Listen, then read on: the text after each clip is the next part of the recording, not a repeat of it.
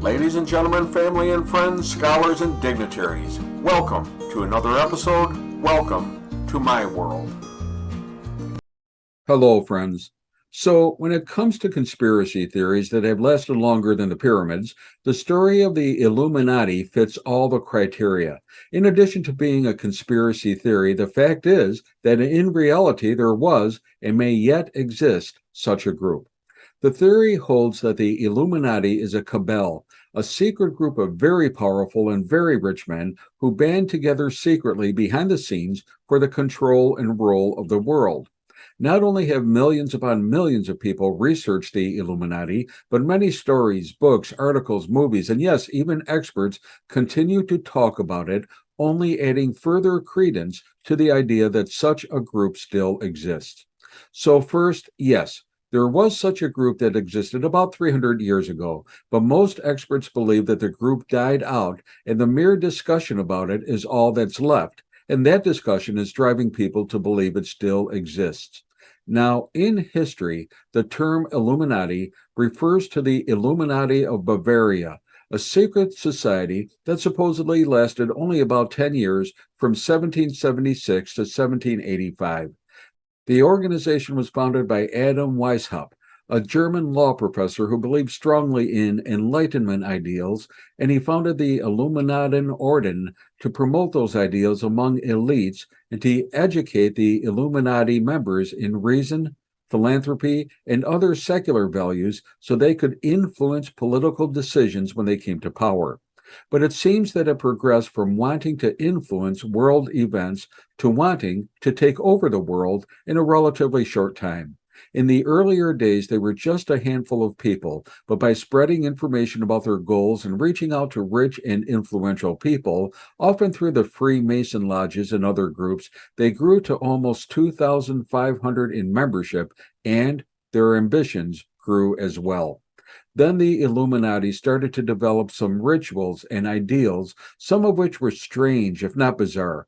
While they reached out more, they used symbols and pseudonyms to avoid identification and to maintain an increasing secrecy.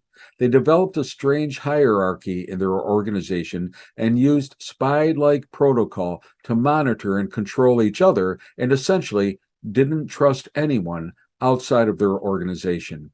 They were also anti-clerical, anti-royalty, and could be viewed as revolutionaries as they wanted to infiltrate and upset powerful institutions like the monarchy, the church, and to a great extent, state powers. But in 1785, the Duke of Bavaria, Karl Theodor, banned secret societies, including the Illuminati, and instituted serious punishments for anyone who joined them. As a result, the Illuminati and similar secret organizations began to die out. Or did they? Now, in more recent times, the Illuminati has referred to various organizations which are alleged to be a continuation of the original Bavarian Illuminati. Accordingly, they are powerful, they are global, they have far-reaching influence, and yes, they control and even manipulate the markets, the financial institutions, and governments, both national, regional, and local, and yes, the United Nations as well. They have often been accused of conspiring to control world affairs by masterminding events in governments and corporations in order to gain money and political power, especially to influence and to establish a new world order. Many believe that to this day they lurk in the shadows behind governments and pull the strings and levers of power, and have even started wars to accomplish their purposes. And interestingly, people see strange, sometimes irrational actions in governments or the military or the banking systems, and they wonder why. They wonder what is really happening, that things don't make rational sense. People wonder who really is making these decisions behind the faces of authorized government, banking, and corporations. So, were the Illuminati successful in taking over and controlling the world? Well, some historians tend to think that yes, as they had many influential members, they were mildly successful at best in becoming influential. And yet many conspiracy theorists believe that they were indeed very successful and actually succeeded in taking over the world, especially the International Monetary Fund, which is the basis for all governments and organizations, and that despite a belief of democracy and open and transparent governments, they still remain and act secretly and in control today. Theories suggest that they are behind wars, responsible for inflation and monetary policy, manipulate organizations like the CIA or Federal Reserve banks, and they own and control the media and film industry, own the multinational corporations, and even are behind many of the tragic events of history, like the assassination of President John F. Kennedy.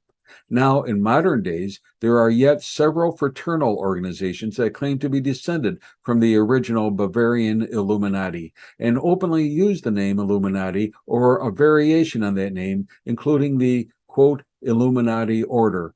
However, many real theorists believe if there is such an Illuminati that continued, it's in the form of a large corporate conglomerate like BlackRock or Rothschilds, or a cabal of nations like the G7 or the global banking system. In fact, several whistleblowers have come forth with detail about international control and manipulation that are indeed very disconcerting.